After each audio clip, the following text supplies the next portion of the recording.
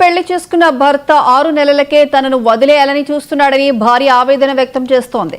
తనకు న్యాయం చేయాలని కోరుతూ భర్త ఇంటి ముందు ఆందోళనకు దిగింది. ఈ ఘటన పెద్దపల్లి జిల్లా మేరపల్లి గ్రామంలో చోటు చేసుకుంది. అభిషేక్ శ్రీలత ప్రేమించి పెళ్లి చేసుకున్నారు. పెళ్లైనప్పటి నుంచి బాగానే ఉన్న అభిషేక్ 6 నెలల తర్వాత శ్రీలతను పట్టించుకోవడం మానేశాడు. అభిషేక్ తనను వదిలేయాలని చూస్తున్నాడని శ్రీలత ఆరోపిస్తోంది. ఎలాగైనా తనకు న్యాయం చేయాలని కోరుతూ భర్త ఇంటి ముందు నిరసనకు దిగింది. మరోవైపు గ్రామంలోని మహిళా సంఘాలు శ్రీలతకు మద్దతుగా నిలిచాయి. ఆయన నన్ను అంపేసిన మనసు నేను ఇక్కడనే ఉంటా. ఆయన సచ్చిన బతికిన సచ్చిన బతికిన నేను ఆయనతోనే ఉంటా. మళ్ళీ పెద్ద మనిషి ఆయన వెళ్ళిపోయినాక మేము పెద్ద మనుషుల కొంచెం మాట్లాడుతుంటే కట్నం కూడా ఒప్పుకున్నాం. మా అమ్మాయిని తీసుకోపోవని మా అమ్మలు కూడా 10 లక్షల కట్నం ఒప్పుకుంటారు. ఆ ఒప్పుకున్నా కూడా వీళ్ళ ఇంటికి లేడు, వేరే ఊరికి పోయి ఫోన్ కూడా మాట్లాడతలేడు, సిమ్ము తీసేసిండు.